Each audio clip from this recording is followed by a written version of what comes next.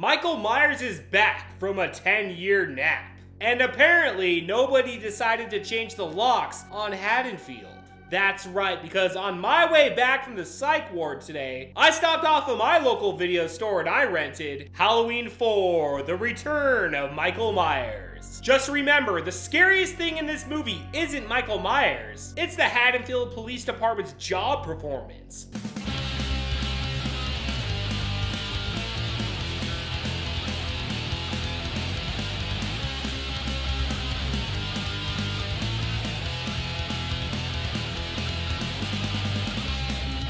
Michael Myers is back again because apparently getting burned alive just wasn't enough to keep him down. Dr. Loomis is still looking around more exhausted than ever. And we've got a new kid on the block, Jamie, who's about to find out that being related to Michael Myers is about the worst family reunion you could ask for. So grab your clown costume, maybe avoid any foster dads that look like conspiracy theorists, and without further ado, let's jump right on into Halloween 4.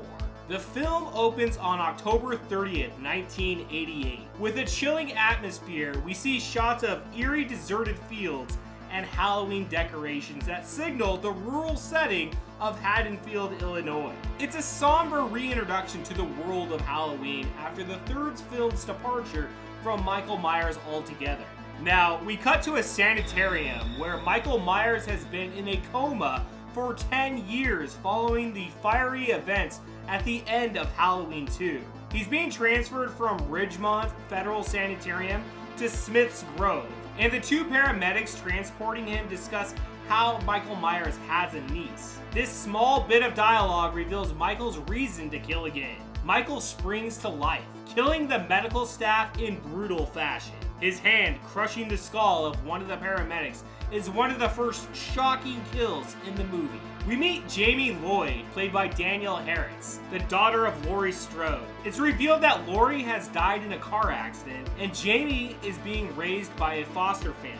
Jamie is also plagued by nightmares of Michael Myers, despite never meeting him in person. This signals their bond through blood.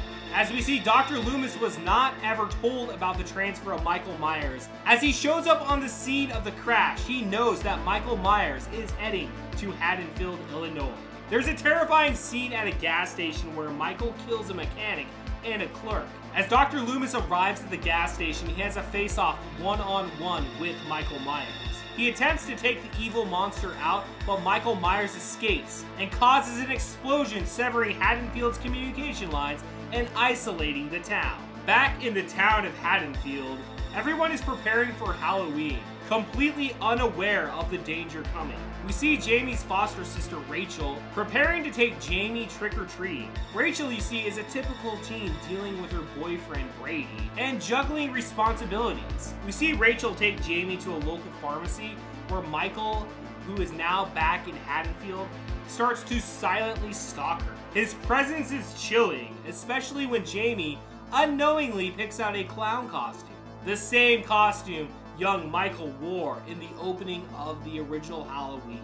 Dr. Loomis arrives in Haddonfield and immediately warns Sheriff Meeker that Michael is back. Sheriff Meeker is skeptical at first, but Loomis's urgency convinces him. The sheriff decides to lock down the town and send his men out to find Michael Myers. Michael's killing spree continues as he moves through Haddonfield. He cuts power to the entire town, plunging it into darkness. Rachel and Jamie are now being pursued by Michael. After losing Jamie during the evening of trick-or-treating, Dr. Loomis and the sheriff find Rachel and Jamie, and the two flee to the sheriff's house. We learn that Michael Myers has slaughtered the entire police station. Sheriff Meeker returns to find the place in ruins, with his officers all dead. Earlier in the movie, once they find out about the police station, the town forms a vigilante group determined to take matters into their own hand.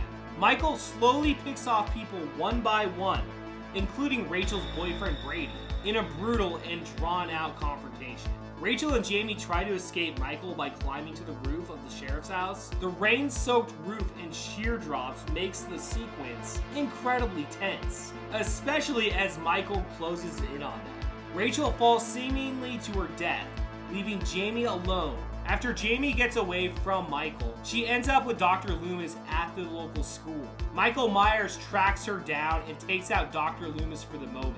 Rachel shows up, showing that she had not died during the fall, and the town mob hears the bell at the local school and saves Rachel and Jamie for the time being. They decide that they need to get out of town quick. On their way out of town, they pass all the state troopers arriving in Haddonfield.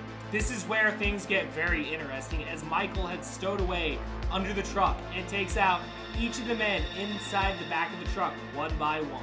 After taking out the driver, it's up to Rachel to take over driving while Michael is on the top of the hood.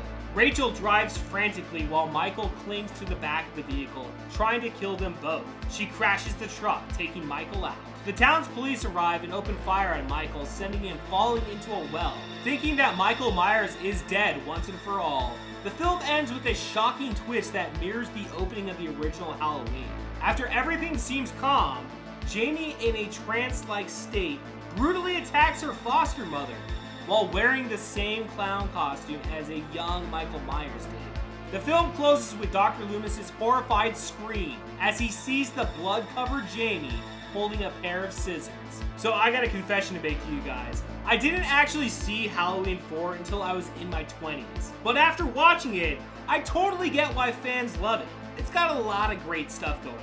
The return of Michael Myers, solid pacing, and that crazy ending. And I can't help but mention that Jamie's foster dad looks a lot like Alex Jones, which is kind of funny. One of the things that really works for Halloween 4 is how good it looks. The director of photography did an awesome job, and the lighting adds a creepy, tense feel throughout. Now, it is a bummer they couldn't get Jamie Lee Curtis back for this one. Her character, Laurie Strode, was such a huge part of the original, but they did well with the new story around Jamie Lloyd.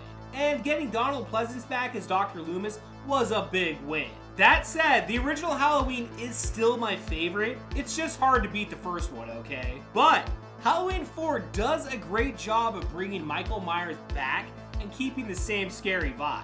And before we get out of here, of course I have to talk about the mask. A lot of fans hate it, and I get it. It looks off compared to the original one. It's got this weird blank look that doesn't feel as menacing as the first one. Even with the mask issue, Halloween 4 still rocks, and is one of the better sequels out of all.